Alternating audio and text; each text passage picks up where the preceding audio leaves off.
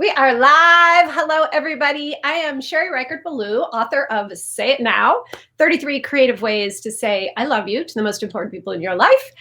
And look who's with me today, Polly Campbell, who is author and speaker and podcaster and general uplifter. And what'd you say, cat mom? And yeah, cat mom, mom, vacuumer, laundry folder. I got it all going on here. And Polly, I know you have several books out. One of them, Life is Awesome. Is that right? Yeah. How to Live an Awesome Life. How to Live an Awesome Life. Yeah. And I was lucky enough to be on your podcast last week, which yes, thank you. We're going to post the link below. And I just wanted people to meet you because we had so much fun and we had such great conversation. What jumped out at you from our conversation? Well, we talked, first of all, I loved it. We had so much fun. It was just like having coffee. And even though we've never been in the same room together, it was awesome.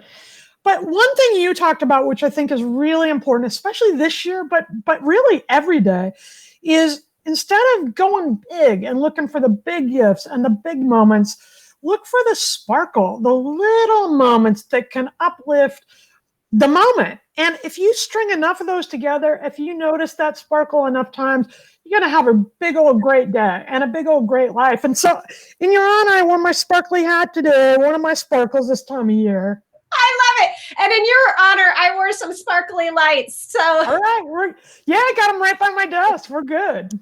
I do love your hat. You know, I love your hat. Yes. And again, I'm going to post the link to that podcast replay because I think people are really going to love it this time of year. And I just wanted to have you on for people to see how bright and cheerful you are and to know, this is one of my biggest things is that our energy is a gift. Our presence is a gift. And I don't want people to forget that, it's great to have, material gifts. That's all fine. But we need each other right now, just to show up. Don't you think? Absolutely. I think we get overwhelmed by the sheer number of problems and challenges we're facing. And we think, oh, I'm just one little person. I can't make a difference. But I'm telling you what, you're making a difference no matter what, right? When you walk into a room or get on a live call or send a social media post or a text to a friend, you're passing your energy along. The only question is, what kind of energy do you want to bring? Yeah. Because your positive energy can elevate everything. And you may not know the ripple effect, but it truly makes a difference. I got a little text from a friend yesterday. It wasn't even a big deal. And it just changed the way I was feeling in that moment so that I could go forward and have a better day. That's what you can do. Give your gift of positive energy. It makes a difference. Yes. And it doesn't have to look the same as anybody else's. I always like to say this, we each have our own sort of brand of energy. Our energy can be quiet. It can be thoughtful. It can be the energy of being a really good listener right now, asking someone how they are and really listening and reflecting back. So it doesn't have to be, positive doesn't have to mean a sparkly hat. Although and it doesn't have to be fake. Right. It doesn't have to be a fake thing. It can be, I got a text earlier in this week when I was fretting about something. And my friend just said, that must be really difficult. I'm thinking of you. Very quiet, very calm, very stable, just showed up for me. It makes a difference. It makes a difference. Exactly. And so one of the things I wanted that you were so game for today in our short time together is to model for people one of the most simple ideas that I like to bring, which is the idea of a love list. And to me, this is one of the things that we can do for people. It doesn't cost any money. It's a way to show someone why they matter, what makes them unique. And you were so great that you were like, yeah, I'll do a little love list. I love this idea. Teach me. Teach us how to do this. Thank you. So for you or for anyone who might be listening right now or watching our replay, the first thing to do is think about someone that you want to offer love to. Have you got someone in mind, Polly? Yep. You want me to say it? Yeah, tell us if you don't mind. I have a college professor from a million years ago who, when I was a young writer, I asked for help and she mentored me all these years later, 40 years later. She's still my friend. She still helps me. She still teaches me. Oh, I love that. She's great. That. That is so awesome. And that brings up a good point, which is that you may or may not feel comfortable calling it a love list with everybody, right? In our minds, we know it's a love list. Sometimes I call it a celebration list or an appreciation list. Mm-hmm. If it's someone that, maybe you don't feel comfortable saying, love, but you might. Okay. Yeah. So that's the first thing, is to have someone in mind. And then, Polly, I'm going to have you close your eyes for a sec. And when you think of this person, I want you just to think of the very first thing that drops in your mind about what makes this person lovable. And if you don't mind telling us out loud, we would love it. Yeah, the first thing I thought of is she teaches without being judgmental. She didn't make me feel stupid or wrong or bad. She just elevated, she just taught me. I love that. I love that. So if you were writing these down, you might say, you could write a phrase, you could, look at you, you're so prepared. I write everything down. All right. Yeah. Teach me. So what are you going to write? That I love the way that you teach without being judgmental. Okay. And then there was something you said as a follow-up. Do you remember what it was? She doesn't make me feel wrong or bad or stupid or.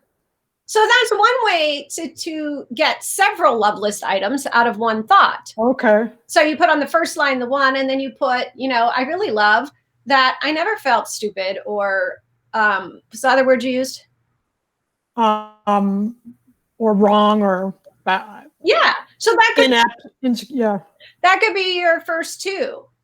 Now, okay. The other thing that you had said before you even closed your eyes was, I love that this person mentored me all these years. Yeah. So that could be the first one if you want. I love that you mentored me all these years. Uh-huh. I'm going to guess that part of what goes along with that, and you tell me in your own words, but is, I love the impact you've had on my life. Yeah, huge impact.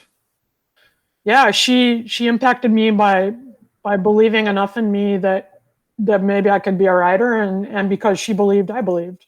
Oh, Polly, did you? She had a major impact. Yeah.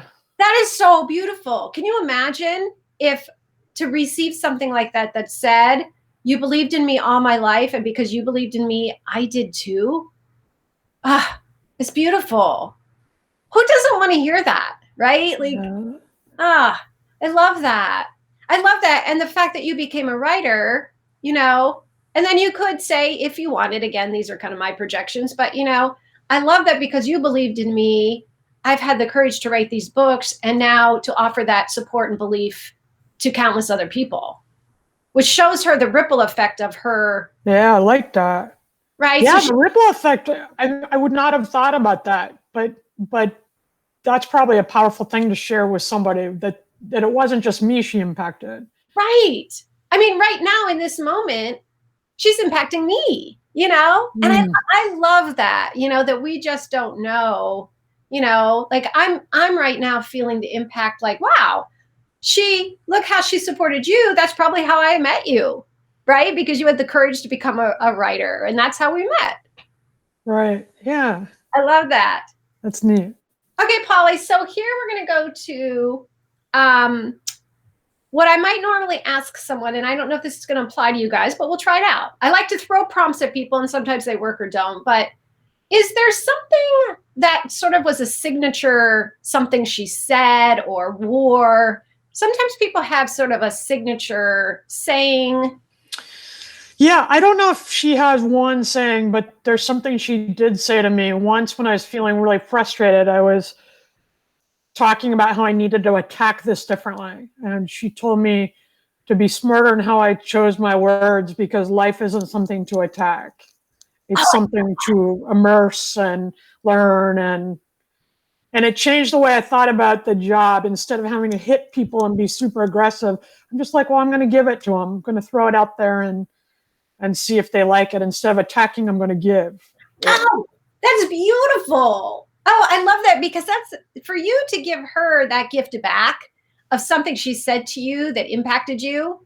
And so you could phrase that however you want, but it could be something like, I love that I still remember, those wise words you shared with me, and then say what they are. Or I'm writing it down. I'm putting my head down to write. Oh, it's so good, right? Because I think one thing too that often we all have that experience where someone says like, oh, I remember what you said to me. And we're like, really? I said that, and it's so beautiful to know that someone carried it, throughout your life. Yeah. Yeah. Okay, let's try another one. Was there some physical attribute of her that you admire or that's fun? Maybe she had crazy curly hair or a really funny laugh. Did she wear? She's just graceful. She's super classy. She's elderly, but she's just really neat and tidy and just puts her, she's just really graceful.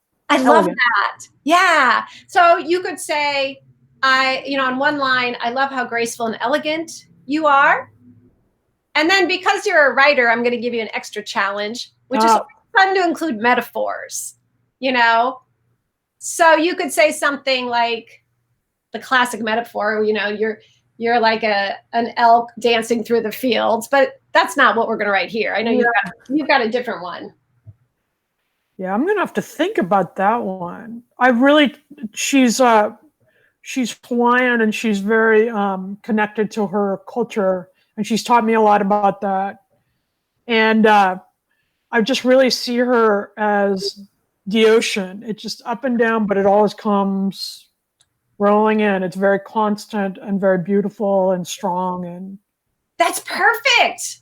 You didn't have to think about that very long. It took you about 4 seconds, and that dropped in. I know, that's I never would have even thought this way until this second. So it's really interesting that these prompts are. When we have talked about this, you and I on the podcast, I was not taking it to this level, and this is a much better outcome. And you know what? Of course you know this, but I'm feeling it too.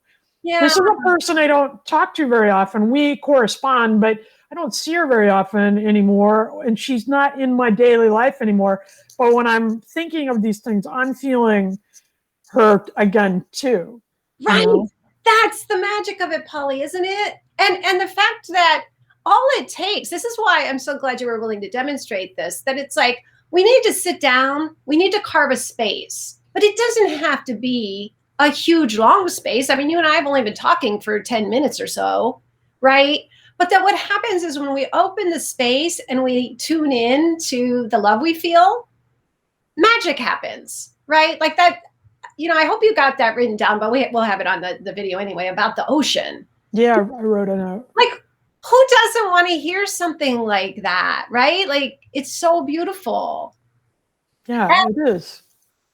One other thing that you said that I would encourage you to write on the list is also that, I really love that even after all these years, and even though we don't see each other, I feel this great connection to you and this great appreciation. Yeah, that's true.